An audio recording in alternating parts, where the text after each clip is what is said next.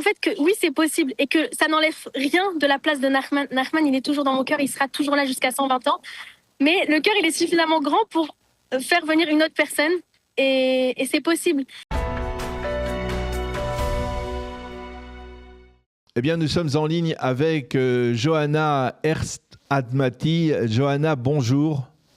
Bonjour Daniel. Merci d'être avec nous en cette journée du Yom HaZikaron. C'est une journée bien entendu très particulière pour l'ensemble du Yom Israël, du peuple d'Israël, mais en particulier pour vous. Je rappelle à nos auditeurs que vous êtes l'épouse de Nachman Herz qui est tombé au combat en février 2024 dans le nord du pays, à la frontière entre Israël et le Liban, après avoir combattu pendant de longs mois dans la bande de Gaza. Et avec vous, on s'est déjà parlé plusieurs fois depuis. Et la nouveauté particulièrement optimiste et joyeuse que nous mentionnons aujourd'hui, malgré le Yom HaZikaron, eh bien, c'est le fait qu'il y a quelques mois, vous vous êtes remarié. Vous êtes remarié avec Shachar Admati.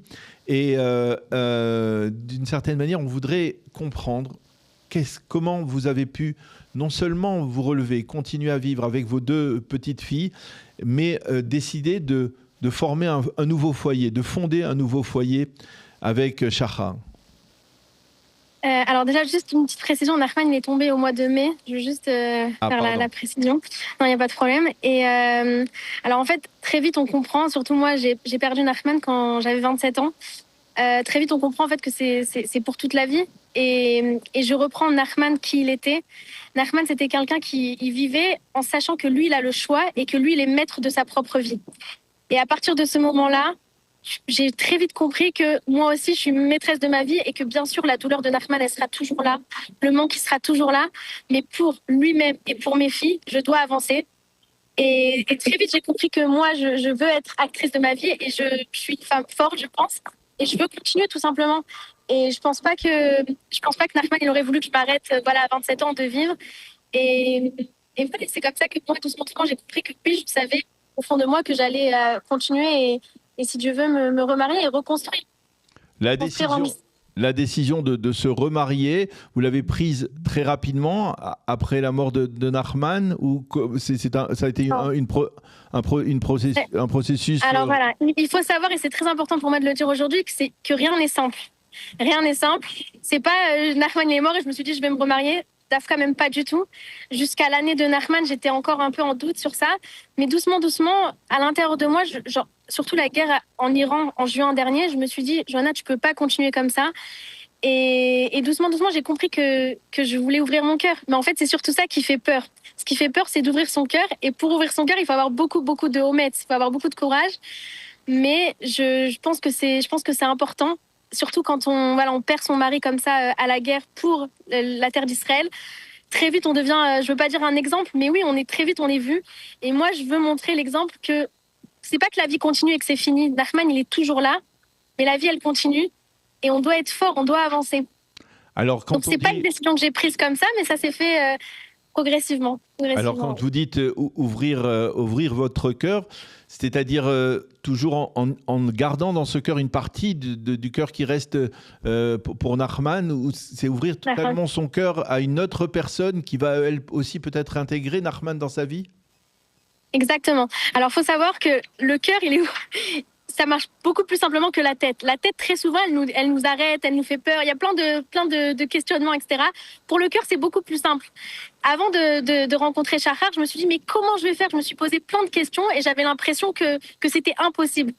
Et la première fois que je suis sortie en rendez-vous et que je me suis rendu compte doucement, même au fur et à mesure de la rencontre avec Shachar, qui est vraiment exceptionnelle, qu'en fait, que oui, c'est possible et que ça n'enlève rien de la place de Nachman. Nachman, il est toujours dans mon cœur, il sera toujours là jusqu'à 120 ans. Mais le cœur, il est suffisamment grand pour faire venir une autre personne et c'est possible. Et évidemment que la personne avec qui je me suis mariée, et d'ailleurs, peu importe ceux qui m'écoutent aujourd'hui, évidemment qu'une personne qui se marie avec une almana, avec une veuve, doit comprendre que la place de celui qui est parti, elle sera toujours là. Il faut l'accepter. Mais je pense une grande personne peut rentrer dans un tel poste, entre guillemets, dans une telle place. Est-ce qu'il y a un mot de la part de Shachar qui vous a permis de comprendre que justement il serait prêt a intégré Nachman dans sa vie avec vous? Alors, peut-être pas un mot en particulier, mais c'est plus lui, comment il était directement dans les rendez-vous. Doucement, doucement, c'est très. Il faut y aller en douceur, c'est-à-dire que c'est délicat quand même. Mais Shachar, doucement, doucement, il voulait un peu savoir plus sur Nachman. Et je voyais en fait que très vite, il a compris qu'il n'y a pas de compétition. Que lui, il a sa place et il veut sa place et il veut connaître Nachman et il veut être pour les filles comme un second papa sans enlever la place de Nachman. Mais oui, il veut prendre toute cette place-là et il veut être là en fait. Et moi, j'ai compris que je pouvais lui faire confiance et que ça n'enlevait rien de la place de Nachman. Voilà. Est-ce que vous avez, vous, l'occasion de rencontrer d'autres jeunes femmes comme vous qui ont perdu leur mari au combat et qui ensuite ont fait la même démarche, qui se sont remariées relativement assez rapidement, on va dire, pour recréer un foyer? Alors oui, j'ai déjà parlé avec pas mal de femmes qui qui ont commencé du moins à sortir avec des personnes. En fait, il faut comprendre que pour une almana, c'est très compliqué, ce truc-là d'être vue des autres et de se dire qu'il y a des gens qui vont penser que si elles avancent, alors ça veut dire qu'on a oublié le mari. Donc c'est vrai que c'est bien d'avoir ce soutien-là, de voir d'autres personnes qui ont vécu ça et qui sont sorties la première fois, parce qu'il faut comprendre que moi, par exemple, je me suis mariée à 20 ans. Nachman, c'est la seule personne que j'ai connue.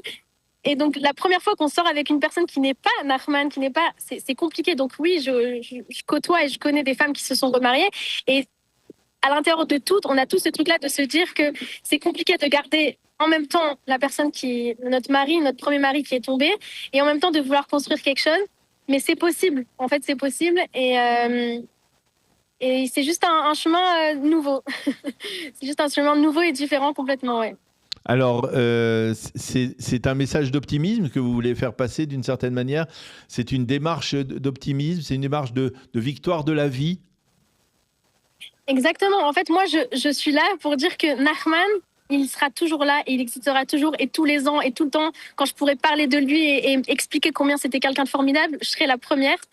Mais ça n'en veut pas dire que nous, mes filles et moi-même, notre vie, elle s'est arrêtée là. Moi, je pense pas qu'il faut vivre tout le temps dans la tristesse et dans le deuil et d'être justement la almana ashkora, comme on dit en hébreu, mais au contraire, de montrer qu'on se relève, parce qu'à Israël, c'est comme ça. Et de toute façon, on n'a pas le choix, j'ai envie de vous dire. Vaut mieux vivre une belle vie, et bien sûr que Nachman, il sera toujours en moi, et ça changera jamais. Mais de continuer et de montrer au peuple d'Israël que c'est ça, que le peuple d'Israël, il tombe, mais il se relève. Le peuple d'Israël n'abandonne jamais. Et on doit avancer et on doit se dire que Hachem, il nous a mis chacun sur terre, je pense, avec un message, avec une mission. Et on doit l'honorer et on doit avancer. Et je pense qu'avec le sourire, c'est encore mieux. Et pourquoi pas si ça peut donner encore plus de motivation, de mieux-être, je sais pas, pour les autres, alors c'est encore plus, on a encore plus gagné, quoi. Et une dernière remarque, vous me le disiez hors antenne, en fait, Shachar a décidé lui-même de prendre le nom de Hertz, le nom de Nachman. Il s'appelle, vous vous appelez donc Shachar et Johanna Hertz Admati, tous les deux? Exactement. On a décidé de prendre le nom, enfin, Shachar, moi j'ai pris le nom de Admati et Shachar il a décidé de prendre aussi Hertz. En fait, très vite, on a un peu parlé par rapport à l'avenir, par rapport aux enfants, parce que moi, Baruch Hashem, j'ai 2 filles avec Nachman, Avigail et Talia. Et pour moi, c'était évident que je voulais pas que, si Dieu veut, les prochains enfants qu'on aurait, amen, il y ait une différence. Moi, je veux que mes filles, elles sachent que c'est une fierté. C'est pas. Alors, Shachar, très vite, on a compris que lui aussi, il voulait vraiment que ce soit important pour lui, qu'en fait, lui aussi prend, au final, il porte l'histoire de Nachman. Et vraiment, je me rends compte combien Shachar, c'est un cadeau d'Hachem. Et je pense que c'est Nachman, il a à avoir quelque chose grand là-haut. Je pense que lui aussi, il a fait en sorte que ça soit lui. Parce que il a une telle anava, c'est incroyable d'être prêt de prendre le nom de Nachman, alors que c'est mon premier mari, parce qu'il sait la grandeur de la chose. Et pour lui, il veut qu'il n'y ait aucune distinction au niveau des filles et au niveau, si tu veux, des futurs enfants, amen, pour plus savoir. Mais voilà, c'est de la grandeur. Et je pense qu'à Israël, on est un peuple avec beaucoup de grandeur comme ça. Et Shachar, il est exceptionnel d'avoir pris tout le package, quoi. Il n'a rien laissé de côté, quoi. Eh bien, quand on vous voit sourire eh bien, on est à la fois ému, impressionné, admiratif par rapport à votre force de résilience et à votre capacité à se relever, comme vous le disiez. Le Ham Israël se relève et à travers vous, vous en êtes la plus belle expérience, la plus belle expression de cette capacité du Ham Israël à se relever, de cette résilience du peuple d'Israël. Merci beaucoup encore une fois, Johanna, d'avoir accepté de répondre à nos questions. Donc, et on vous souhaite beaucoup de bonheur avec Shachar, avec vos deux petites filles, avec beaucoup d'autres enfants, bien entendu, par la suite. Et à bientôt. Que dans des bonnes choses. Merci beaucoup. Amen. Merci, Daniel.